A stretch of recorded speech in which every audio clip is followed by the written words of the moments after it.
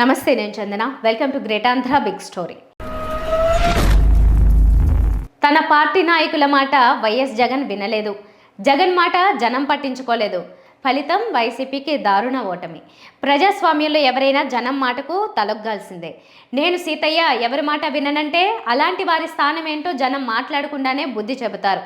అందుకే ఎంత మొండి నాయకులైనా జనం దగ్గరికి వచ్చేసరికి చేతులు కట్టుకుని వినయ విధేయతలతో నిలబడాల్సిందే. వైఎస్ జగన్ తమ మాట వినకపోవటం వల్లే వైసీపీ ఓటమి మూట కట్టుకోవాల్సి వచ్చిందని అనకాపల్లి మాజీ ఎమ్మెల్యే కరణం ధర్మశ్రీ వాపోవడం చర్చనీయాంశమైంది. వైసీపీ ఓటమికి కారణాలను నిర్మోహమాటంగా ఆయన వివరించడం విశేషం. బిఎన్ రహదారి గోతులే తన ఓటమికి ప్రధాన కారణంగా ఆయన చెప్పారు. ఎన్నికలకు ముందు జగన్ కు ఎన్నిసార్లు చెప్పినా వినిపించుకోలేదని ఆయన అన్నారు. ఫలితంగానే భారీ ఓట్ల తేడాతో దారుణంగా ఓడిపోయామని ఆయన చెప్పుకొచ్చారు. 5 ఏళ్ల పాలనలో తప్పులు జరిగాయని ఆయన అంగీకరించారు. వాటిని సరిదిద్దుకోలేకపోయామని అన్నారు. 3 సంవత్సరాల నుంచి రోడ్లపై యుద్ధం చేసాం. పరిపూర్ణంగా మెయిన్ రోడ్డు మనం వేయలేని పరిస్థితి ఏర్పడ్డది. మన ముఖ్యమంత్రి గారి దృష్టికి తీసుకెళ్ళాం. ఇలాంటి విషయాల్లో కూడా మన అధికార పక్షాలకు సంబంధించి ఆ రోజు మనం ఉండి ముఖ్యమంత్రి గారి దృష్టికి తీసుకెళ్ళినా ఎన్ని రకాలు చెప్పినా సరే ఆ కాంట్రాక్టర్పై చర్య తీసుకోవడం వల్ల మనం ఓటమి చూడవలసి వచ్చింది.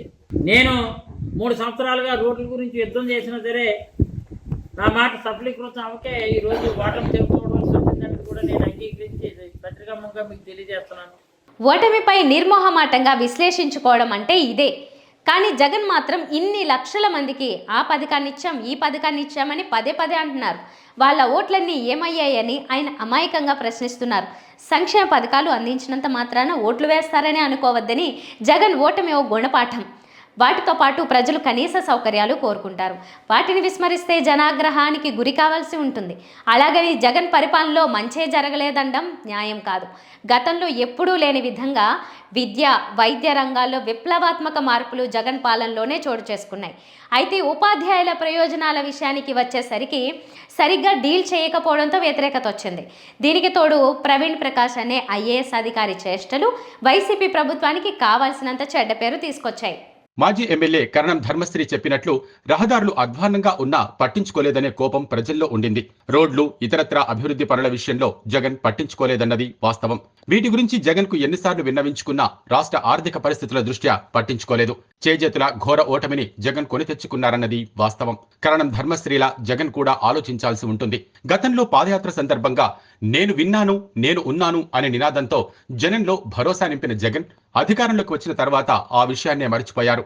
తాడేపల్లిలో ఇంటి నుంచి బయటికి రాకపోవడంతో జనంలో కోపం కట్టలు తెంచుకుంది. తామెంతో అభిమానించే నాయకుడికి బుద్ధి చెప్పాలని ప్రతి ఒక్కరూ ఆలోచించారు. ఇది కేవలం జగన్ పై వ్యతిరేక ఓటే తప్ప కూటమి అనుకూల ఓటు మాత్రం కాదు.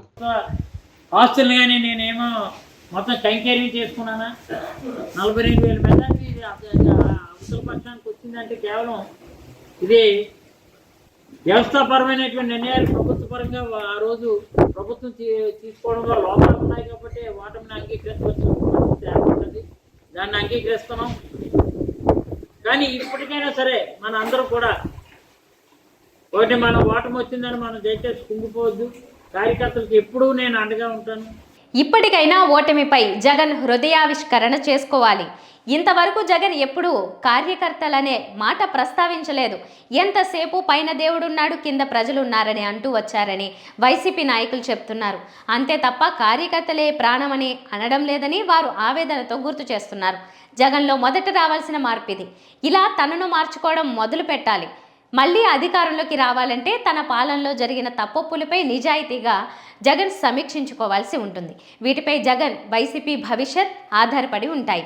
ఇవి ఇవాల్టి బిగ్ స్టోరీ. మరిన్ని టాపిక్స్తో మళ్ళీ కలుద్దాం. నమస్తే.